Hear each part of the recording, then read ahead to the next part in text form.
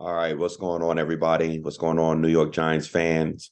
Welcome to another episode of the New York Giants Eye Test channel. I hadn't recorded too much over the holidays, just enjoying family, life, that type of thing. You know, drinks, good food, good family, good friends, that type of thing. But I wanted to make a video about our upcoming game against the Indianapolis Colts. Okay. And so I've been hearing a lot of energy in the atmosphere about uh, how we have to win this game.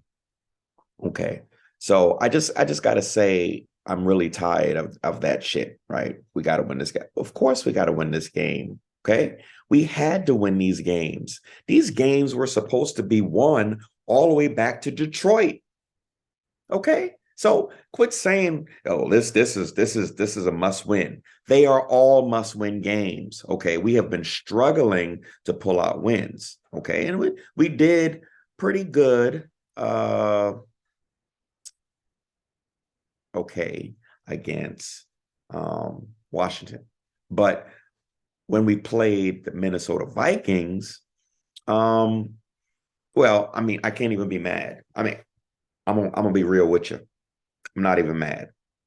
I, I wish I could be mad, but I'm not because for the first time in a long time, and I know I hear these people talking about all of these stats, and Daniel Jones has been doing this all year, and he's been doing this, and he's been doing that, and again, you know my favorite term, bullshit. He hasn't. Okay, Daniel Jones has managed the game okay. All right. That's it. He has done everything that he was, I feel, my own personal opinion, that he was allowed to do. Okay. He wasn't allowed to throw the ball down the field. He wasn't allowed to do certain things. So I feel like Daniel Jones is doing what he is being told to do. He's going according to the game plan. Daniel Jones is a soldier. Okay. He is going to follow the playbook, the scheme for that game against that opponent. All right. And he doesn't often go off script.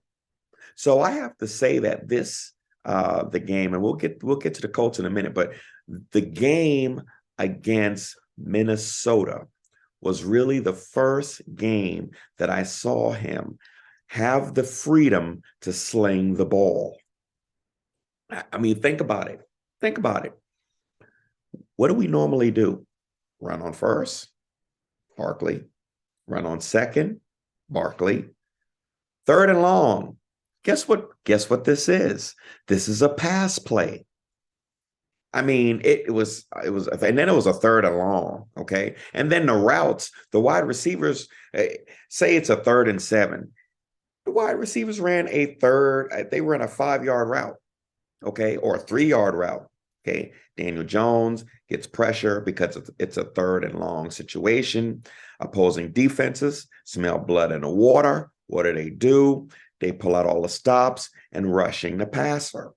Okay, same thing we do on the other side of the ball when we're on defense, and we have a team in a third and long situation. So it's almost like you can actually see it coming. First down, Barkley run. Second down, Barkley run, or maybe a pass, possibly, but more than likely it's a Barkley run. Okay, and then we get to what do we get to? Third and long. When we get to third and long, then we have to pass. We're in a passing situation. They're either going to try to rush the passer or they're going to drop everybody back and play coverage. Okay. So the Minnesota Vikings game was the first game that I saw Daniel Jones really have that freedom. And I have to say, not a Daniel Jones fan, but I was impressed. Okay. I mean, I'm going to keep it real here for a second because there's some things that he did wrong, of course, interception, that type of thing. But in general, I saw Daniel Jones throwing these balls into tight windows. Okay. And I think that they finally gave him the freedom to do so. This is important. You have to, you can't just say you trust your players and then don't give them plays to make on the field. This is not what's been going on. We heard Brian Daboll say he trusts the offense. He trusts the play calling. He trusts this and he trusts that. But what we've actually seen, this is why this is the eye test. What we've actually seen with our own eyes is the complete opposite. And so I'm listening to all these wonderful content contributors, okay? People that I trust and hold in high esteem, and they're always pretty good content, I gotta say. But every time we seem to get on this Daniel Jones thing, I just hear these stats and his completion rate and his all of these fancy stats. So, at the end of the day, it's not really about anything else but having to watch what's going on in the game. Hello, what's going on? You're okay, yeah, sorry about that, guys. I had to my granddaughter came home. I wanted to show her Christmas presents. But yeah, so again, this is the Minnesota game to me was impressive. And what Daniel Jones did was impressive. And what Kafka began doing in terms of calling plays became what I actually thought I was going to see from this offense from the very start. I know what you all are saying, that we had success and the success in what we were running. Okay, we were running the ball. Barkley put it on his shoulders. Jones ran when he needed to, and it resulted in some wins. And then our defense did enough to close out some games. And I understand all of that, but that's not exactly what's going to get you to the promised land in this league. In this league, this is a passing league. And no matter how much you think you can reinvent the wheel, you cannot. This is what it is. Offensive play is what is going to enhance the entire game. So, and of course, you always have to play complementary football, right? You always have to play, you want the defense playing well, you want the offense playing well, you want special teams playing well. So it's supposed to be a complete team effort, but it's not always like that. And so what you've seen is, surprisingly, special teams has been trash. Okay. Offense has been deficient. Okay. Defense has done pretty much what they can do. Wink keeps bringing the pressure, the aggressive approach. I love it.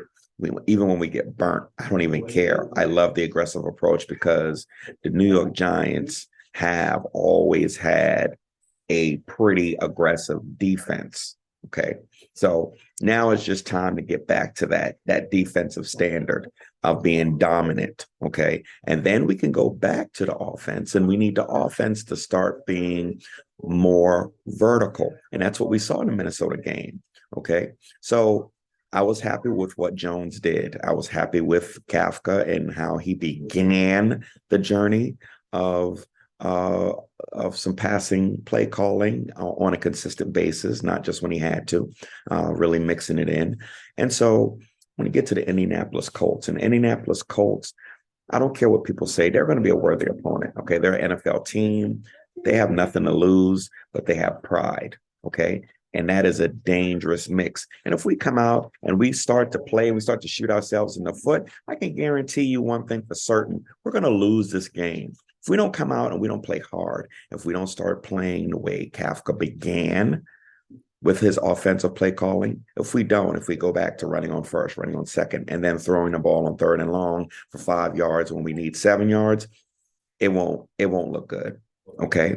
And so right now, I mean, if you're hoping that we back into the playoffs, if you're saying, even if we don't win any more games, we can still get in, or if we don't win this game, we can still get in, or whatever. Why would you want to?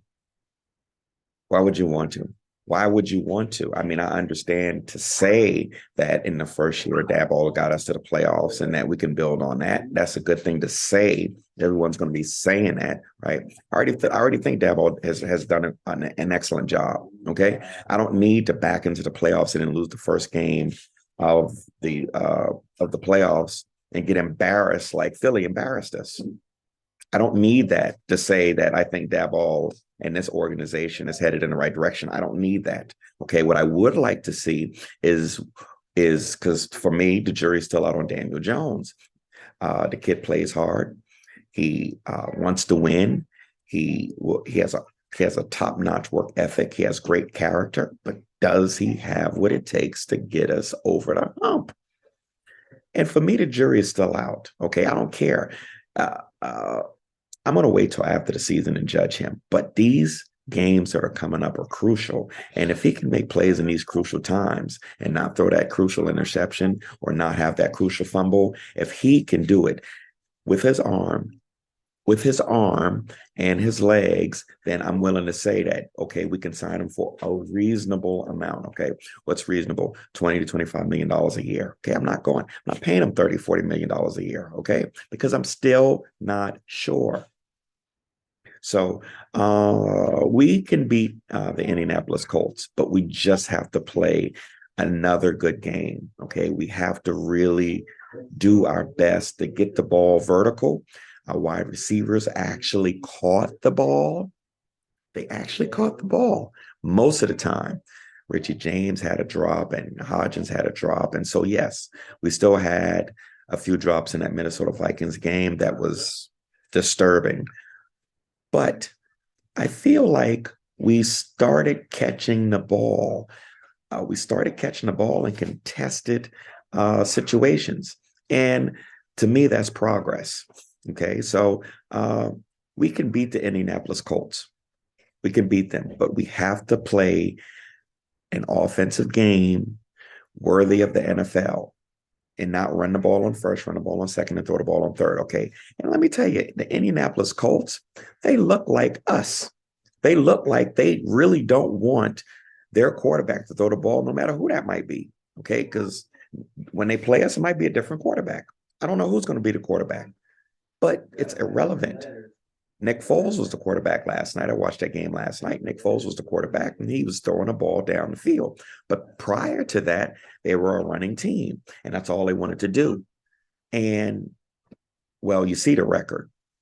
Okay, so we can kid ourselves all we want to. This is a passing league. And if you can't pass the ball, if your wide receivers can't catch the ball, if you can't score points, then you're going to lose. I don't care how close you get, you're going to lose.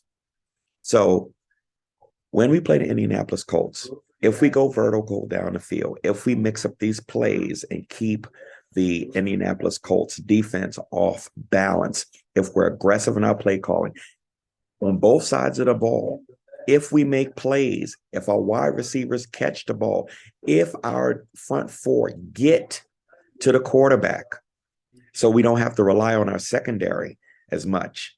If those things happen, we will win. But if we get a whole bunch of penalties, if we do turnovers, if we shoot ourselves in the foot, it's not going to happen. And our secondary is trash. We cannot hold coverage. So our front pass rush, they have to get home. If they don't get home, it's not going to happen. Okay. So I just want to make this quick video, letting you know what my take is and letting you know that I'm expecting a win based on what I saw us do against the Minnesota Vikings. That's what I'm doing. I'm basing it on what I saw us do against the Minnesota Vikings, with the exception of a couple of key drops and a few mistakes. We clean that up, we're going to win. We're going to get into the playoffs. And if we play and we build upon what we did in Minnesota, in this Colts game, we can win that first game. I don't care who we play. We will be able to win that first game, okay? Because we are becoming more aggressive. And we may get some players back. We may get Adoree Jackson back. We may get McKinney back. You never know. You never know. So, but I don't want to back into the playoffs. So if we lose against the Colts, then I don't want to make the playoffs. It's a waste of time. So with all that being said, look, thank you for tuning in. I appreciate if you subscribe and like, please. I barely ask for that because I never remember. But I got more content coming out for you. Just the straight truth. New York Giants eye test. That's all it is. No stats, no fluff, no bullshit. All right. I will see you later. Peace.